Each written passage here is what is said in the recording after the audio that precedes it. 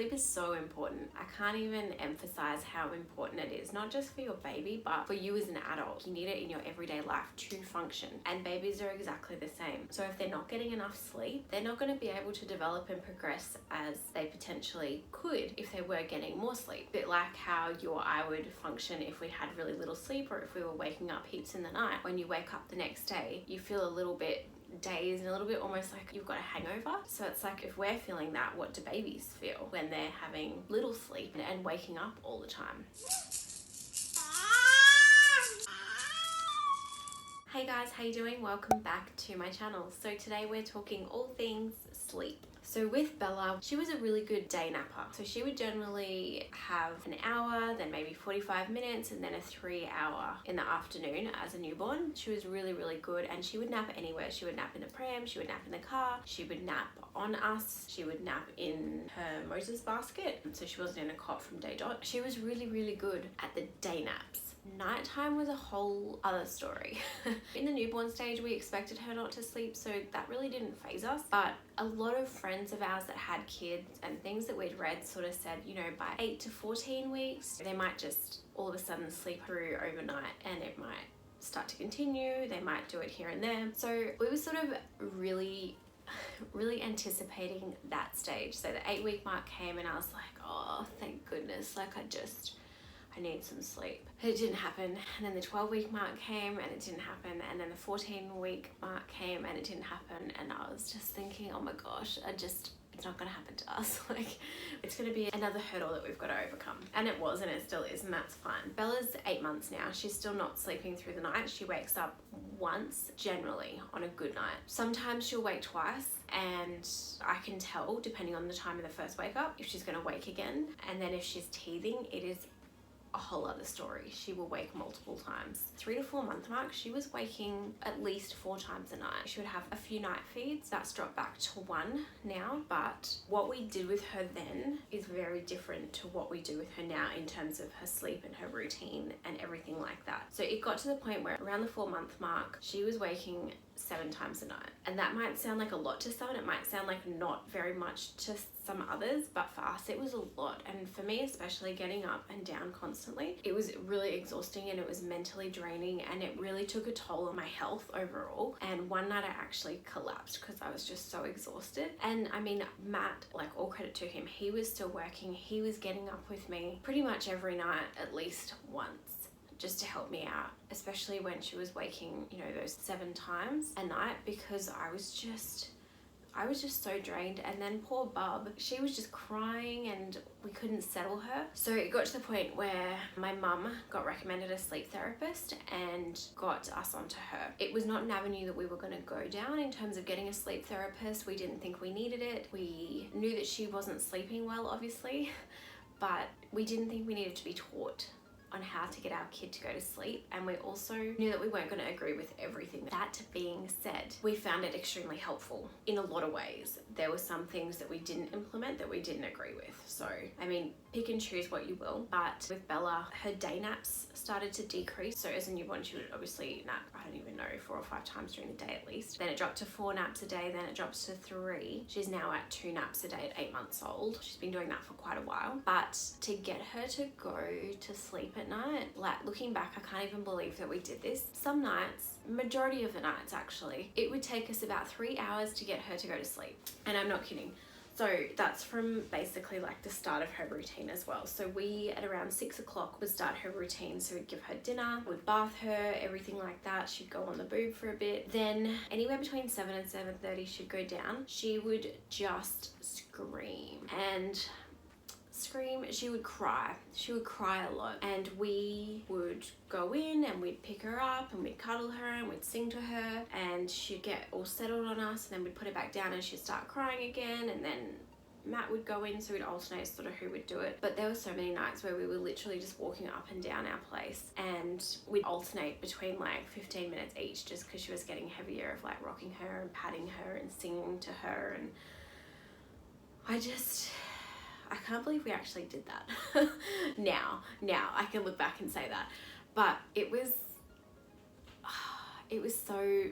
so full on. And so generally around 9-10 o'clock we'd eventually be able to put her in bed and she would go to sleep or be asleep as we put her in, either or. And it was just not working. I would ring mum in hysterics. She would sometimes have to come over really late at night just to help us out because we were just at our wits' end. We were so sleep deprived. Bella was distressed. We were just on edge and we hadn't slept, so we were bickering, and you know, it just has a flow-on effect when you don't sleep. That's sort of when we were like, all right, maybe we'll give this sleep therapist a go.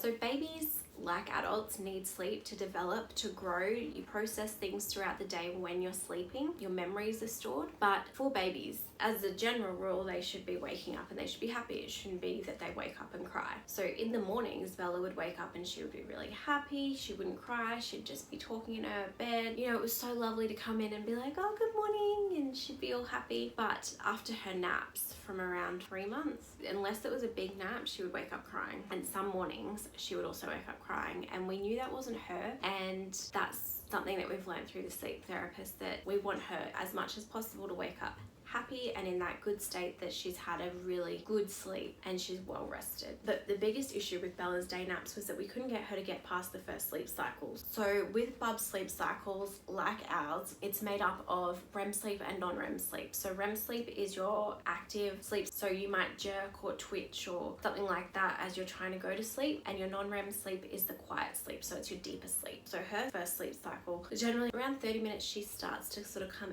out of it, and at 30 to 45 minutes is one sleep cycle, her first sleep cycle. And so we had a lot of trouble getting her past that, and I still experiment a lot with the sleep during the day in terms of her awake times, but I'm hoping that I found something that actually works for her at this point now that she's 8 months. So babies can cry for a whole heap of reasons. They can be tired, they can be overtired, they can be hungry, they could be cold, they could be too hot, they could just want cuddle. Like, there is so many reasons why they could cry and why they are not settling. With Bella, she would generally cry because she was overtired, we found. Sometimes it was that she was hungry or needs settling, but those early stages it was generally that she was overtired. And we never used anything like a white noise app. There are so many out there, but our thinking was that we want her to be able to go to sleep without any add-ons. And I say that now even though we walked around with her for bloody 3 hours a night. But that was another add-on, doing white noise on top of that, and we didn't want her to become reliant on it, you know, that she was a toddler and couldn't sleep without white noise or anything like that. I just think it's not a necessary add-on. That being said, it works for a lot of people and we know friends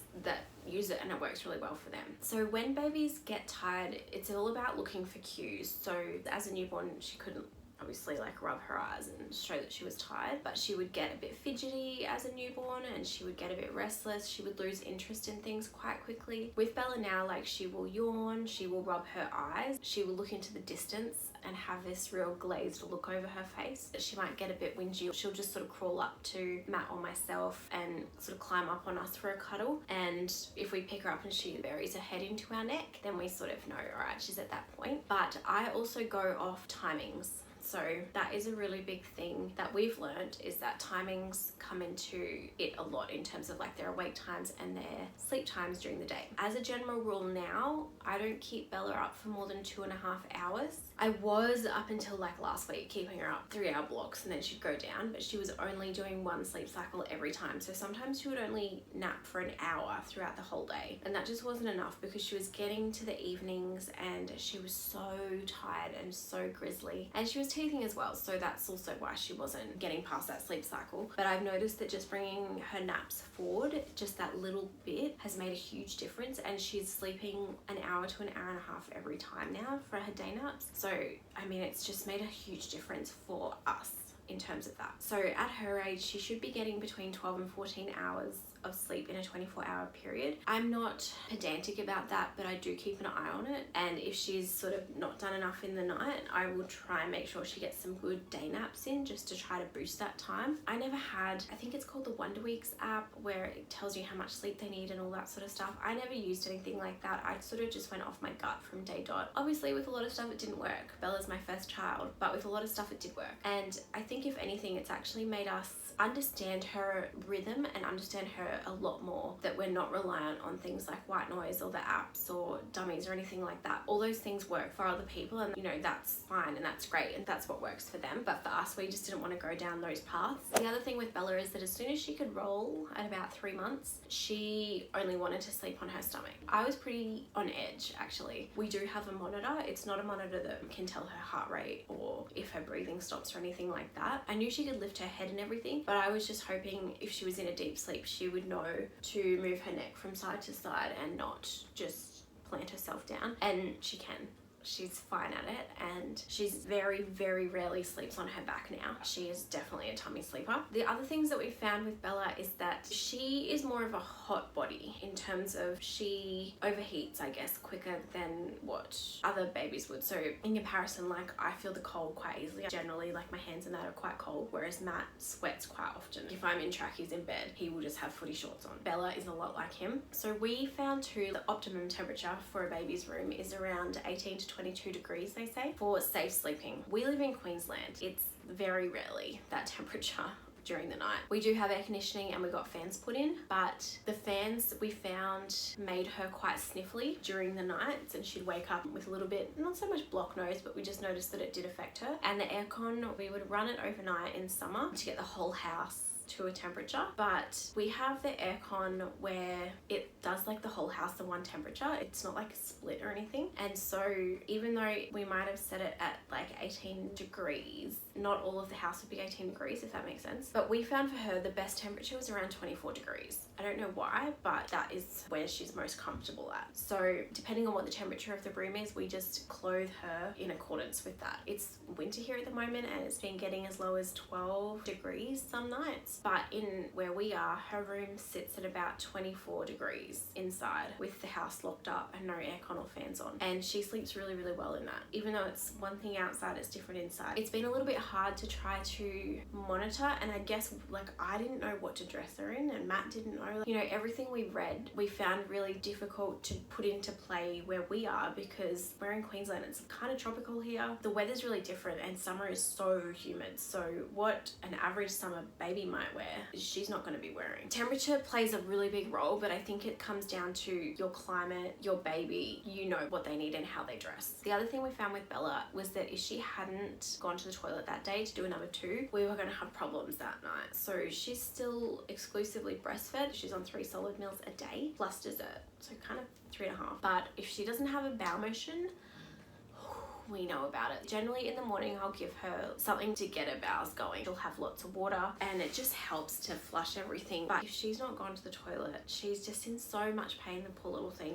And because she sleeps on her tummy, it's just extra pressure built up in her tummy when she's laying down, and it's just not good. And she wakes multiple times and she'll let out gas and everything like that. But for us, water has been a massive help getting her number 2s out, and she has about a cup of water a day at this point in time. So as I said, Bella was waking multiple times in the night. A good night for us now is her waking once a night. So ideally after 12, I notice if she wakes before 12, I'm really affected by that, but she is too. So after 12, I kind of always am hoping for, and I don't like to actually give her a feed before 12 in the night if she wakes. So if she does wake before then, I'll try and settle her. But I also find it really hard to settle her in the night, because she generally knows that she's going to get the boob, or she can smell the milk, and so she will cry and she will sort of edge down to my boob and just struggle against me until she gets it. It's really hard. Sometimes if it's really bad, I'll ask Matt to get up and settle her, just because I don't want to put her on the boob before 12. I know in a day if she's hungry or not, depending on what she's eaten, and you know, 9 times out of 10, higher than that, 9.5 times out of 10, it's not going to be hunger, because I know she's getting fed really well during the day. A good night is when she will sort of go down. So she's asleep at 6 o'clock now. We brought that forward, and she will sleep till 2 or 3, wake up for a feed, go straight back down, and then sleep till anywhere between 6 and 7. I don't wake her up in the morning. She wakes up on her own, and she wakes up happy now. Like, it's awesome. The only time she doesn't wake up happy is if she wakes up more than twice in the night. Some nights she'll wake up around 11:30, 12 o'clock, and if she does, I know she'll wake up again around 5 o'clock. I don't know how.